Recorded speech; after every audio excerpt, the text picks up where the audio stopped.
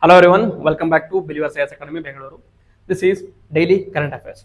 From now onwards, we'll be discussing mains and editorials analysis in a separate video, which will be focusing mainly on the mains and editorial perspective. And in this one, we'll be focusing mainly on prelims part. Okay, so this is like a countdown to prelims 2026. So very important articles which I found to be important for the prelims 2026. I'll be covering here. So the Daily Current Affairs 13th November 2025. The first article, first current affairs is about Neanderthals, the closest extinct human relatives. So why is it in news? It is in news because there is a new genetic study that suggests that Neanderthals were not abruptly wiped out, but were gradually assimilated into expanding Homo sapiens populations through interbreeding. This means that their genetic legacy survives in the modern humans today. Okay, so this is Neanderthals. So if you study anthropology, you will know that among the evolution of human being, there have been different species. First is Australopithecus, Australo erectus, Homo erectus, and then Neanderthals, and now Homo sapiens. Before Homo sapiens, there was Homo sapiens sapiens, but again, not necessary to go into this. But in the line of evolution, after Australopithecus, after Homo erectus, there was Neanderthals, and then after Neanderthals, there was modern human being. So many used to believe that from Neanderthal, modern human has evolved. But later studies proved that Neanderthal is separate genus and humans are the separate genus, or Homo sapiens are the separate genus. And there were regular fighting between them, and Neanderthals died because of various issues and various reasons. But now new study says that Neanderthals didn't die abruptly. Instead, they started interbreeding with Homo sapiens, okay, Neanderthalensis and Homo sapiens. They started interbreeding, but over the period of time, because of the less number of genetic potential in Neanderthals, they lost their genes and now they remain as Homo sapiens. Okay, so this is comparison between Neanderthal and modern Homo sapien.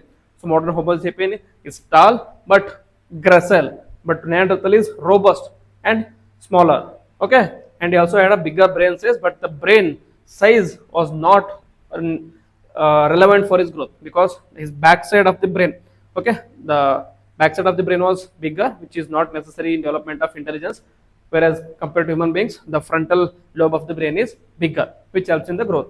Okay, this is the new study. And what is Neanderthalensis? So a species is Homo neanderthalensis, habitat Europe, Central and Southwest Asia. The name origins from Neander Valley, Germany, where fossils were first discovered. The relation is closest extinct relative of Homo sapiens and shared a common ancestors around 5 lakh years ago. Extinction, it happened around 40,000 years ago after modern humans were already born in the earth, and also they started migrating to Europe. So that is when their extinction happened. The related group says there is one more Denisovans who are considered as archaic human beings who are found in Denisovo region of Russia. Next, physical and anatomical traits. Facial features: broad middle face, angled cheekbones, large nose, which is adaptation for the colder climates. Body is shorter, stockier, robust, muscular build, highly resilient, but prone to frequent injuries. Brain as larger than the human beings, proportionate to their bodies. Distinctive trait: weak or absent chin. And the cultural and cognitive capabilities, like they developed a Levalloisian stone tool technique, which is around 3 lakh years ago, pre-shaped course into refined tools, so then new tool making, and controlled fire, hunted large animals, made clothing, and lived in shelters. So they were a well-developed civilization, you can say. Consumed both meat and plant-based foods, engaged in symbolic behavior like buried their dead, sometimes with flowers or grave goods, okay, and crafted ornamental objects, indicating early abstract thought of social and cultural bonding. Okay, so this was present during the Neanderthal period itself. So they had ceremonial burials as well. So the legacy is genetic studies show that 1 to 2% of the Neanderthal DNA survives in the modern non-African populations, non-African human populations. They are an essential link in the understanding human evolution, adaptation, and cognition. So very significant, especially for the students of anthropology. But there can easily be a question in the prelims regarding this Neanderthalensis. Okay, moving on to the second article. It talks about principle of intergenerational equity. Why it is in news? It is in news because Justice P.S. Narasimha of the Supreme Court recently observed that several environmental principles imported from the Western thought, including intergenerational equity, are anthropocentric, that is, human-centric in nature and may not effectively protect non-human species from the extinction. What is this? We'll discuss. The intergenerational equity means the present generation holds Earth in trust for the future generations. Okay, so one of the major definition of sustainable development is that the needs of the present doesn't compromise with the needs of the future. So who is at the center here? Anthropo. What is anthropo? Human beings. Human beings are at the center. So you have to protect the nature for what? For the future generations of whom? Human beings only. We are not talking about animals. We are not talking about nature for in its totality, but we are focusing on human beings at the center. So it implies that a moral and legal duty to preserve natural resources, biodiversity and ecological balance so that future generations enjoy equal opportunities for well-being and survival. The key elements is equity between generations, fair access to environmental resources for both present and future humans, and the conservation obligations. Current policies must integrate sustainability and prevent irreversible depletion, and shared trusteeship, that the present generation is a trustee of the planet and not its owner. You are just a trustee and you are not its owner. You have to use it for yourself and you should not misuse it. Next, origin and international recognition is Brundtland report.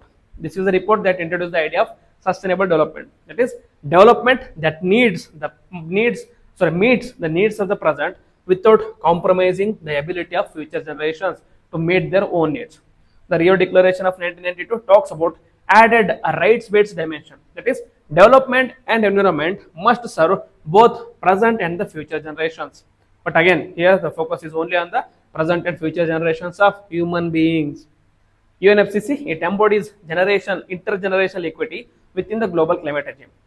So in the Indian jurisprudence recognized by Supreme Court in state of Himachal Pradesh versus Ganesh wood products, forest must be preserved for the future generations, and the Welfare Citizens Welfare Forum versus Union of India, along with the precautionary and polluter pays principles, intergenerational equity was declared as a part of sustainable development and environmental law in India. And Justice Narasimha's concern in this particular case is that the principle, which is very noble, there is no doubt about it, but it is very human-centric. It is anthropocentric in nature. That is, it focuses on future humans and not non-human life. The ecological justice requires moving from anthropocentrism to ecocentrism, where nature itself has intrinsic values and rights. Okay, how very beautiful. Especially if you are preparing for interview this year, it becomes very important for you. Next is another prelims-based topic, very simple topic, that is Sunabeda Wildlife Sanctuary, Odisha. So just this itself is enough for you guys to remember. But again, why it is in news that 8 polling booths located inside the Sunabeda Sanctuary recorded around 70% voter turnout during the Naupada Assembly by poll. So the location, it is present in Odisha district Naupada, adjoining Chhattisgarh, around 600 square kilometers, declared as sanctuary in 1983, and adjacent sanctuaries are Sita Nadi Sanctuary and Udanti Sanctuary of Chhattisgarh. Together they form the larger contiguous forest ecosystem supporting rich biodiversity and wildlife migration.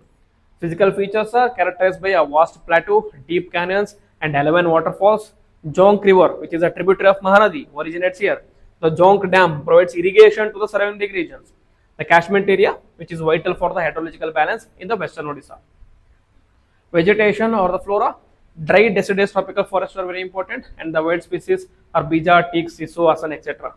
And the wildlife is flagship species are Barasinga, which is swamp deer, the ideal habitat, it is found here, and other fauna is tiger, leopard, barking deer, hyena, chital, etc.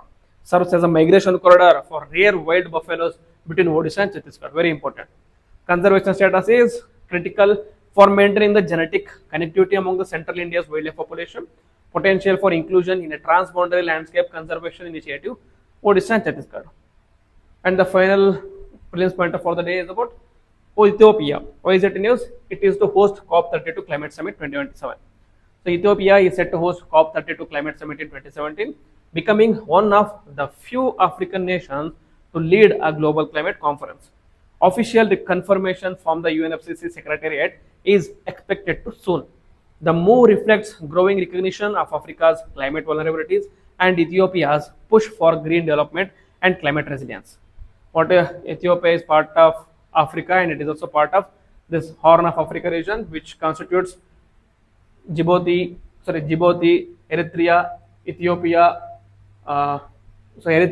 Ethiopia, and this is Somalia, okay, and then Sudan, so North Sudan, South Sudan, all these countries are part of Horn of Africa.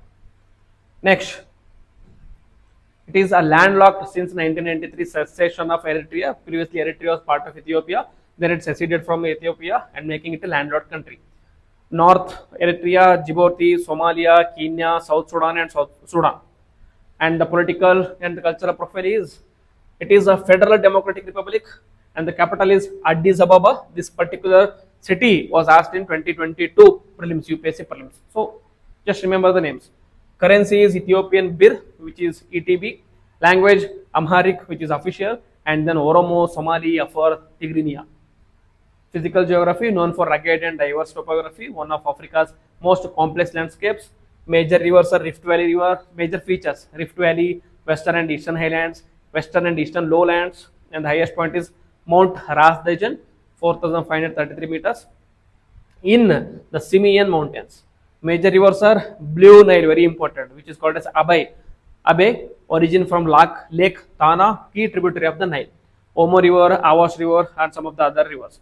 And the important lake is Lake Tana, which is source of 50% of Ethiopia's fresh water and a vital wetland system. Very important, Lake Tana. Recently, there was news about Lake Tana that it is diminishing because of climate change.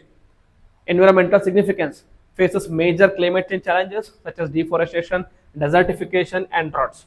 Ethiopia has adopted climate resilient green economy strategy aiming for carbon neutral growth by 2030 and hosting COP32 aligns with its leadership role in Africa's climate diplomacy.